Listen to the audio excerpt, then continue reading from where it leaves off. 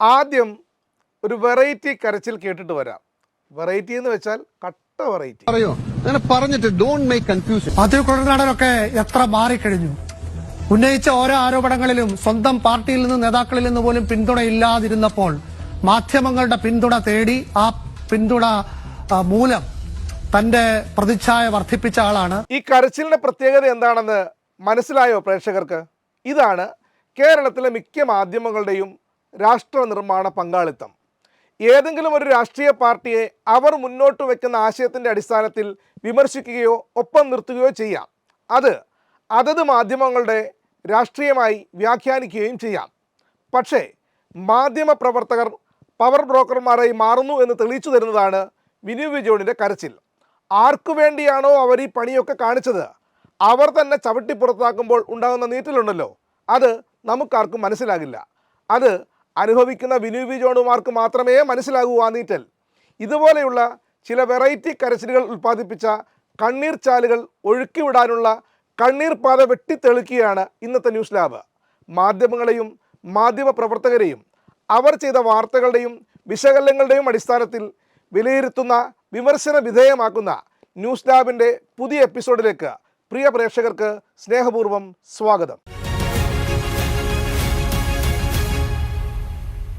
കരച്ചിലൊക്കെ അടക്കി പിറ്റേന്ന്, അതായത് ഇന്നലെ രാത്രി വിനു വിജോൺ നടത്തിയ ചർച്ചയും ഏതാണ്ട് സതീശ കേന്ദ്രീകൃതമായിരുന്നു.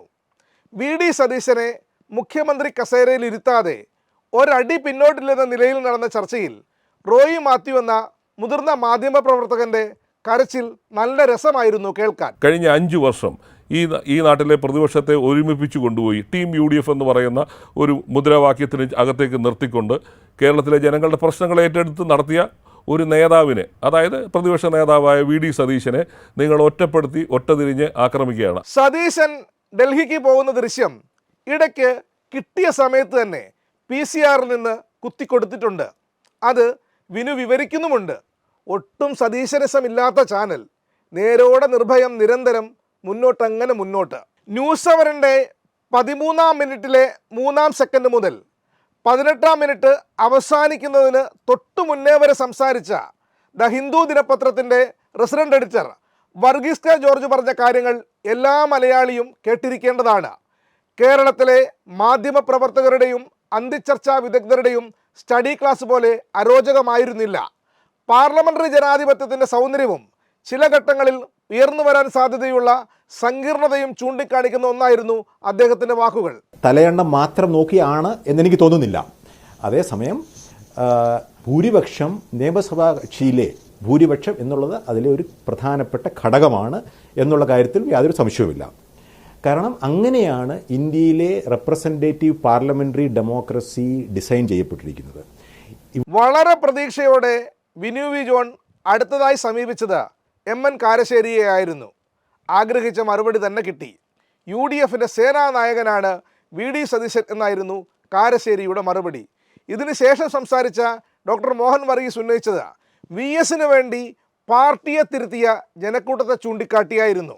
മോഹൻ വർഗീസിൻ്റെ വാദത്തെ പിന്തുണയ്ക്കുന്ന ഒന്നായി കാണാൻ കഴിഞ്ഞത് മീഡിയ 1 ഔട്ട് ഓഫ് ഫോക്കസിൽ നടന്ന VDക്ക് VS മൊമെൻ്റ് എന്ന ചർച്ചയായിരുന്നു. കാള വാല് പൊക്കുന്നത് എന്തിനെന്നറിയാമെന്ന് നമ്മളൊക്കെ പതിവായി പറയുന്ന വാചകമില്ലേ, അതാദ്യമേ തോന്നിയത് കൊണ്ടാണ് ഏഷ്യാനെറ്റ് ന്യൂസ് അവറും തുടർന്ന് മീഡിയ 1 ഔട്ട് ഓഫ് ഫോക്കസും ന്യൂസ് ലാബ് കാര്യമായി തന്നെ പരിശോധിച്ചത്. വി ഡി സതീശൻ്റെ നേതൃത്വത്തിൽ കേരളത്തിലാകെ മഴവിൽ മുന്നണി രൂപീകരിച്ചതിന് മുഖ്യ കാർമ്മികത്വം വഹിച്ച മതരാഷ്ട്രവാദ സംഘമെന്ന നിലയ്ക്ക് ജമാഅത്തെ ഇസ്ലാമിക്ക് ഇക്കാര്യത്തിൽ കൃത്യമായ അഭിപ്രായമുണ്ടാകുമല്ലോ. അത് ഔട്ട് ഓഫ് ഫോക്കസിലൂടെ മുന്നോട്ട് വരുമെന്ന് ന്യൂസ് ലാബിന് ഉറപ്പായിരുന്നു. ഏഷ്യാനെറ്റ് നടത്തിയത് സാധാരണക്കാരന് പോലും മനസ്സിലാകുന്ന കുത്തിത്തിരിപ്പാണെങ്കിൽ സീതാവൂതും കൂട്ടരും നടത്തുന്നത് സാധാരണക്കാരന് അത്ര പെട്ടെന്നൊന്നും ദഹിക്കാത്ത ബുദ്ധിജീവി വർത്തമാനമായിരുന്നു. കണ്ണേ കരളെ VDSA എന്ന മുദ്രാവാക്യം തെരുവുകളിൽ മുഴങ്ങുന്നു എന്നാണ് നിഷാദ് റാവുത്തറുടെ ഇൻട്രോ. VS അച്യുതാനന്ദന് സീറ്റ് നിഷേധിച്ചപ്പോൾ നടന്നതിന് സമാനമായി നടക്കുന്ന പ്രതിഷേധമെന്ന് അടുത്ത വാചകം. പറഞ്ഞ് ഇതെങ്ങോട്ടാണ് പോകുന്നതെന്ന് ഓർത്തു നോക്കിക്കേ. ആദ്യം SC അജിംസിലേക്ക്, മറുപടി അതിഗംഭീരം.